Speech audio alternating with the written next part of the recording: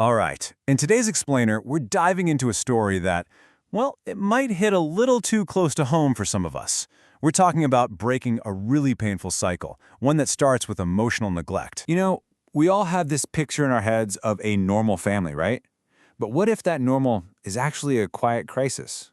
What if the very foundation of a home isn't solid at all, but is built on silence? And that brings us to the man at the heart of our story.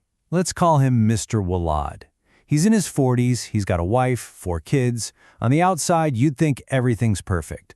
But behind closed doors, his marriage is about to collapse, all because of what's left unsaid. So to really get what's happening in his home now, we've got to rewind. We have to go back to the beginning.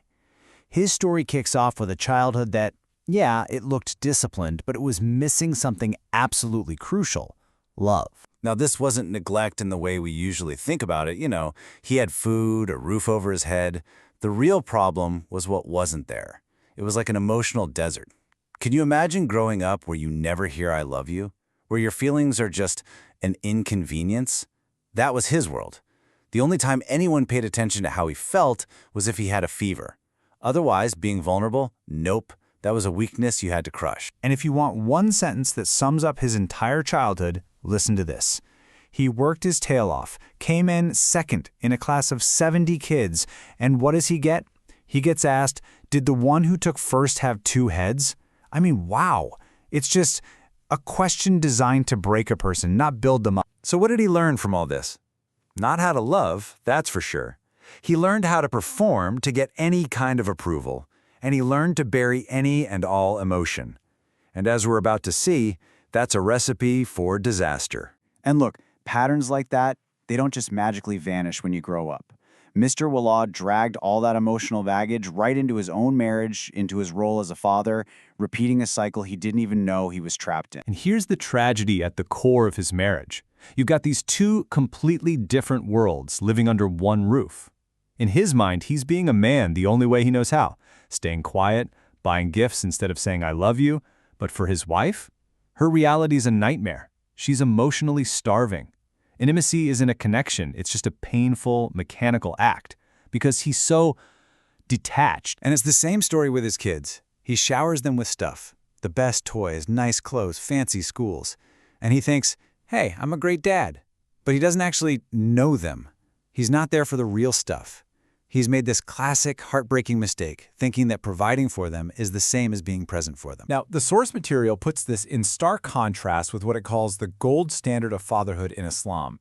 There's this incredible story where the prophet, peace be upon him, actually delayed a group prayer just to go comfort a crying child. Think about that. That's a level of empathy and presence that's just profound. It's a huge reminder that real leadership in a family is about compassion and connection, not just being the boss or the breadwinner. So everything is heading for a collision. After 12 long years of this, his wife finally says, "We need to try marriage therapy." And his response? Well, this is the turning point. This is where we see the biggest wall he's built. And there it is. Therapy? That's for weaklings. I'm not sick. I'm a man. The wall just slams down. For him, getting help isn't just something he doesn't want to do, he sees it as a total assault on his manhood.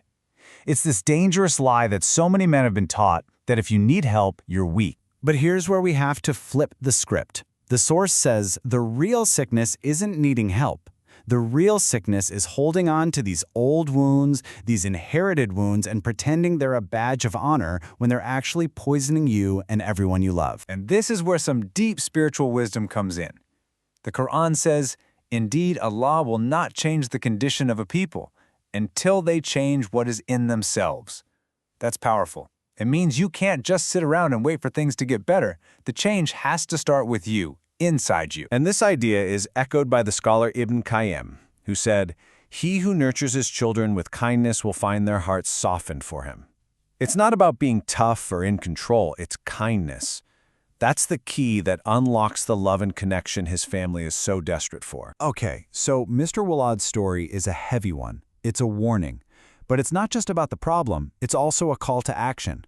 The source gives a really practical way forward for anyone listening who might be seeing a little bit of themselves in this story. And this next part is so important. Listen to this.